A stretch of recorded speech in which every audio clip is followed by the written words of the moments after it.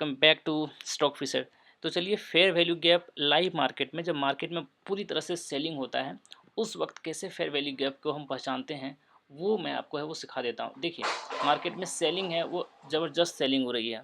इसका live example आप देख सकते हो कि मार्केट सबसे पहले है फॉल किया यहाँ तक, ठीक है। फिर राइज किया और वापस से फॉल किया और फिर से राइज किया, लेकिन आपको क्या दिख रहा है? फॉलिंग है, वो आपको अच्छी खासी फॉलिंग है वो दिख रही है। ये निफ्टी 50 का चार्ट है। आपको रियल सेलिंग दिखने हैं तो वहाँ निफ्टी 500 में चले जाइए आप। निफ्टी 500,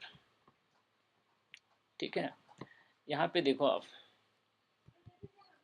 ये रहा सेलिंग, सेलिंग, सेलिंग, दिख रहा है आपको।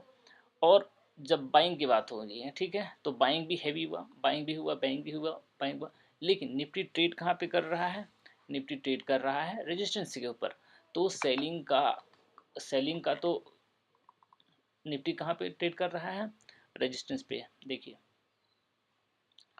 ये रहा लो, ये रहा आपका हाई। निफ्टी रेजिस्टेंस पे ट्रेड कर रहा है। तो अब मैं दिखाता हूँ कि फेयर वैल्यू कैसे काम करता है। ये आपका हर वक्त काम नहीं करेगा, ये काम करेगा तभी करेगा जब मार्केट में सेलिंग होगा, ज़्यादा सेलिंग, हैवी सेलिंग रहेगा। देखो, 1 मिनट का चार्ट पे आता हूँ क्योंकि मार्केट है वो मोमेंटम में है, अभी मॉर्निंग का टाइम है। ये स्टॉक जब गिरना शुरू किया, ठीक है, तो क्या यहाँ से चढ़ना चाहिए था कि नहीं? स्टॉक को वापस यहीं से उठना चाहिए था, क्योंकि पिछली बार उठा था, यहाँ से भी उठा था, यहाँ से भी उठा था, ठीक है। लेकिन स्टॉक्स उठ कहाँ से रहा है? इसको ब्रेक कर दिया, नीचे आ गया, इस लेवल से उठ रहा है। तो क्या समझें कि अगर मार्केट सेलिंग में हो तो कभी भी प्रीवियस लो पे नहीं उठ पाएगा, क्योंकि सेलिंग का प्रेशर बहुत हैवी रहेगा। थोड़ा और नीचे आ लेगा और उठेगा। तो मैंने एग्जिट कर दी अपनी पोजीशन। मैंने यहाँ पे बाई किया था कि वापस से शेयर उठ जाएगा, लेकिन उठा क्या? नहीं उठा। ऊपर जा पाया क्या? नहीं जा पाया अभी तक। ये कोशिश कर रहा है। अगर मार्केट पॉजिटिव रहता है, ठीक है, थोड़ा बहुत बाइंग होती है तो निकल करके यहाँ तक जा सकता है। तो ये फेयर वैल्यू का एग्जाम्पल है। ये था वेल स्पून का।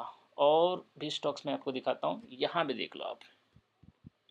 मैंने यहाँ पे पोजीशन बनाया है, आपको टिक मार्क है वो दिख सकता है। यहाँ से नीचे आया शेयर, ठीक है, फिर ऊपर गया, फिर नीचे आया, फिर ऊपर गया, ठीक है। तो एक पैटर्न बन चुका है और यहाँ से उठा दिया, शेयर ऊपर जाने की कोशिश किया और मैंने यहाँ पे पोजीशन बनाया, क्योंकि अब तब वो स्टॉक से वो निकलने वाला था। यहाँ पे मैंने पोजीशन बनाया। तो एक बात यहाँ पे आप समझने की कोशिश करें कि स्टॉक्स को यहाँ तक नीचे आने की क्या ज़रूरत थी? नहीं आता। अगर मार्केट में मोमेंटम होती, बाइंग हैवी साइड होता, तो कभी नहीं यहाँ तक आता, ठीक है।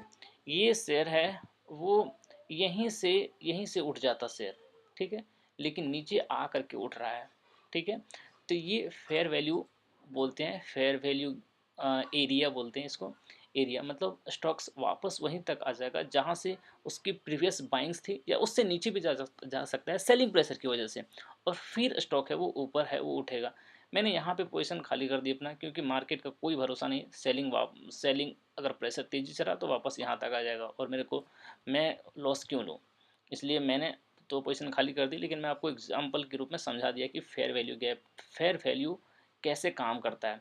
एक एग्जांपल और है, यहाँ पे देखो, स्टॉक्स एक बार ऊपर गया तो यहाँ तक वापस बैक यहाँ तक आए बिना शेयर है वो जा सकता था ऊपर, ठीक है, यहीं से, यहाँ से भी जा सकता था, लेकिन यहाँ से गया क्या? नहीं, शेयर है वापस यहाँ तक टच कर गया, ठीक है, और उसके बाद है वो गया, ठीक है। तो ये फेयर वैल्यू एरिया कहते हैं इसे।